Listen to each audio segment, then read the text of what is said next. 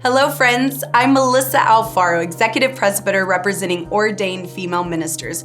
Welcome to our ministry podcast, where we invite you to lean into Scripture in order to shape your theology and practice as a minister and leader. Our purpose is to educate, enhance theological awareness, and create a space for our guests to have a healthy dialogue in regard to critical topics that pertain to our continued leadership development. And I'm delighted today to introduce you to our guest. Pastor Jeremy Johnson is the lead pastor of North Point Church, founder of the Dream Center in Springfield, Missouri. He holds a Doctor of Education in Organizational Leadership from Southeastern University. He was named the 2023 Man of the Year by the Springfield Business Journal, where SBJ described his church as a church community that engaged people from all walks of life in Springfield, Missouri. We are honored to have you today, Pastor Jeremy. How are you doing? I'm super thrilled to be here, but equally nervous because I am excited about who we're having a conversation with today. Yes, well, we're delighted and honored to have you today. Thank you. Pastor Jeremy, when God puts a church in the middle of a community, our community automatically becomes our mission field, like it or not. And the mark of a healthy church is its ability to engage and serve the community it is in. And North Point Church is definitely the epitome of that statement. And as your mission statement clearly defines, North Point is a safe place for people to find and follow Jesus. And in a statement captured by the Springfield Business Journal, you also say, God created us on purpose, with purpose, and for purpose. Significance is a byproduct of serving your community with that purpose. Pastor Jeremy, take us back to the beginning. Where did this story and dream begin? Where did God birth the dream in you as a pastor of North Point Church, but also in the heart of your church to be a church that ministers to the community you're in? Yeah, so I moved to Springfield with my family from Seattle, Washington. And a lot of people have asked about that transition. They're saying, man, that's such a different culture than Seattle. Mm-hmm. And while there are some truths there, there's a lot of similar kind of strategies. And the strategy that we had at the very beginning is, who did God call us to pastor, and just get to know the community? And one of the things I noticed about North Point right away, because it had been a church that had been planted nearly a decade before I was here. They had from their very inception this DNA to be a church that gives back. Mm. And I've been part of a lot of churches, and we always encourage people to give back, but I had never seen it as driven as part of the everyday DNA of the church as North Point had been. And so my desire was to not mess it up, right? So coming here, but it was beautiful. And so they had different programs over the years of what that looked like, of how to give back. So early on in the process, I thought, well, one of the things that we can do, we can assume what might be helpful for our community. But I thought there's one guy whose full-time focus is to figure out what our community needs. He's our mayor. And so I scheduled a meeting with our mayor, and I said, hey, you've got a lot on your plate, and we want to be helpful in our community. Can you list a few things that are on your heart, of things that you think could be helpful in Springfield? And then as we process this list, we'll pray about if there's an area we can focus on. And one of the things the mayor said early, he said, we have this initiative we're launching. It's called Zone 1 in Springfield. It's the most, they determined the most underserved population in Springfield, whether it was from grocery stores or education, different resources that seem to not be thriving in this area, and said, this is the biggest thing on our plate, and we're going to put a lot of focus on this. And our church happened to be in Zone 1. And so we said, hey, we're glad to help. So we decided to, let's invest, let's serve in Zone 1. So we started doing some events in Zone 1. It's fairly natural for a lot of our people because of proximity. But then there came an opportunity that we had this idea of what would it look like to not just have events, but have an ongoing neighborhood presence in this beautiful community that, for whatever reason, feels underserved. And so we started exploring this process of a dream center. Mm-hmm. It was interesting as we're wrestling with what this would look like. We had no extra resources. And so it's funny, sometimes God gives you $1 million idea without even a tenth of the money to put that $1 million idea into play. And so we're wondering and dreaming about it. and Pastor Choco happened to be in town. And we're talking, and I'm asking him about his dream center in Chicago. And so I'm excited. I'm hearing him cast this vision. And so I bring in our give back director, Jody Dow, who's working, giving back, and has this dream to help us be more of neighbors. Anyway, Choco's talking about this idea of a dream center. And he looks at Jody and me and he says, Jeremy, you guys have to start a dream center. And it confirmed something that we already felt in our gut. And from that moment on, that was a tangible moment where we all look back and say, this is what we feel God's called us to do. Well, then through a series of events, there was a church who was going to move out to the suburbs, and they were looking for a nonprofit to donate their building to. So we applied. We had to send a proposal of what we're going to do with this. And so we said, we're going to launch the Springfield Dream Center, emphasis on dream, less on center, because we didn't have a center. And over the course of about 6 months, we went through a process and we were gifted an old Baptist building with about 50,000 square feet, which was the scariest day of my life as a pastor because it's like someone giving you a used boat. It's like, this is great. It gets me on the water. It's going to cost a lot of money.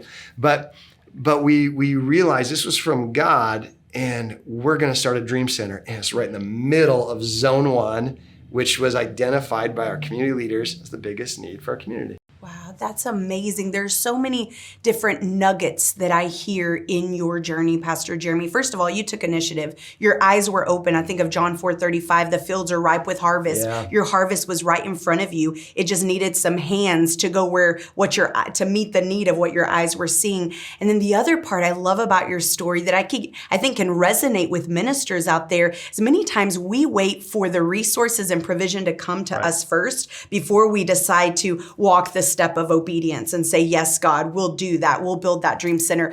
But you took a big, huge step of faith. You had no place. You had, as you said, it was a dream without the center, right? But you said yes to God. And the moment you gave your yes to God, his provision was set into motion for you in that dream. That is phenomenal. Now, I'd like to think, just hearing you talk about this, more than just a dream and a passion, Pastor Jeremy, I feel there's a conviction inside of you for this.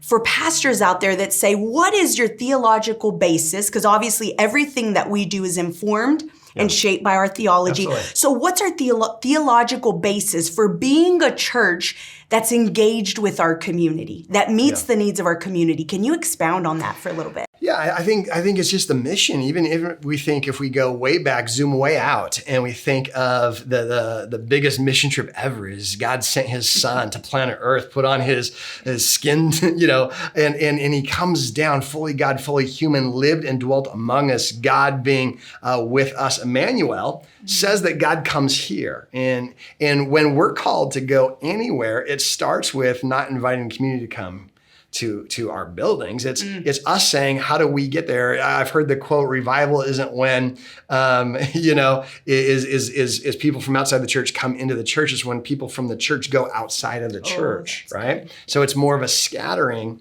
than a gathering. And so we just believe that that's the mission of Jesus. Now, in a practical way, I think every community is different. And we see in Acts chapter 17, Paul's walking around the city of Athens, and he's observing out loud. Man, I see this God and this God, and he says, man, you're so religious, you even have an inscription to the unknown God, and he starts talking about the God, and he says, in him we live and move and have our being, and he says, even as your own poets have said, we are his offspring. He's using lyrics that were familiar. And if we look in our concordance, we're like, where did that quote come from? Because it's a quote. It's not from the Bible. It's from their community. That was important. It was their poets.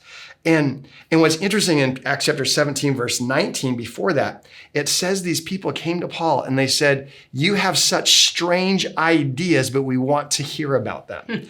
And I look at that and I say, man, when you give some very familiar lyrics, There you go.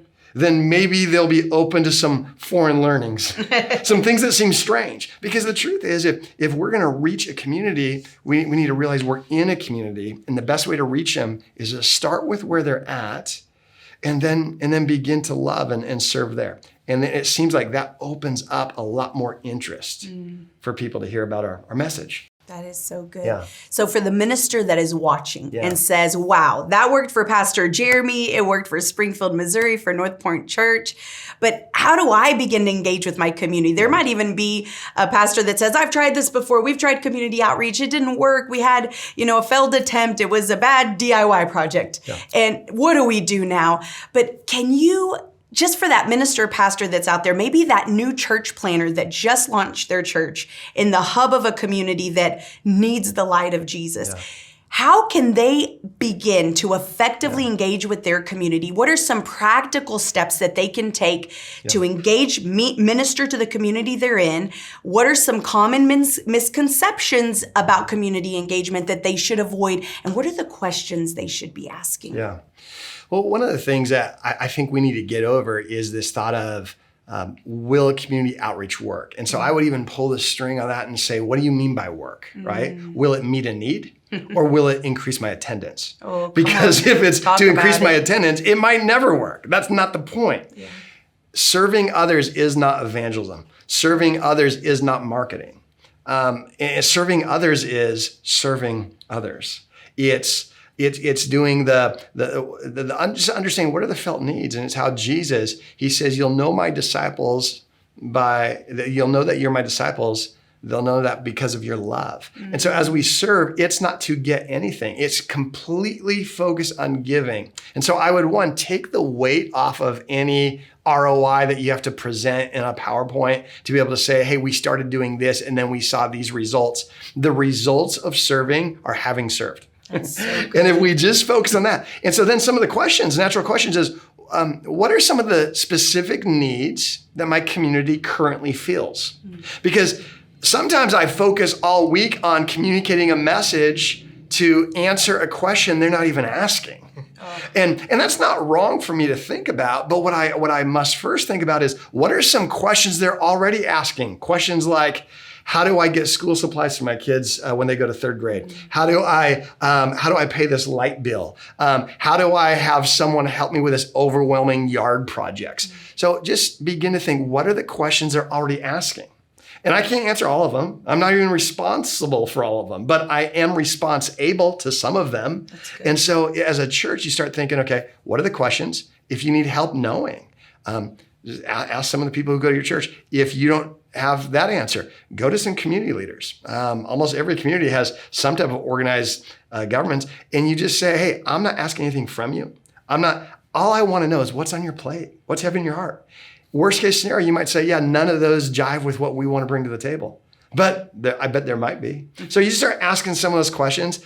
And then some of the misconceptions are this idea. Anytime we get into a culture war, I think it's a red flag, because the culture, by definition, is just a collection of the people that live here.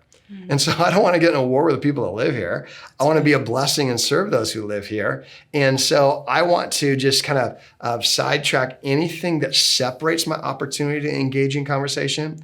I want to look for avenues to encourage conversation and start small. And a lot of people put off good things because they're waiting for this God-sized thing. And the truth is, if you start small, you start where you're at, it could be a one-day deal. We did programs that were just events until we felt like there was enough need and we had enough resources to go to the next level.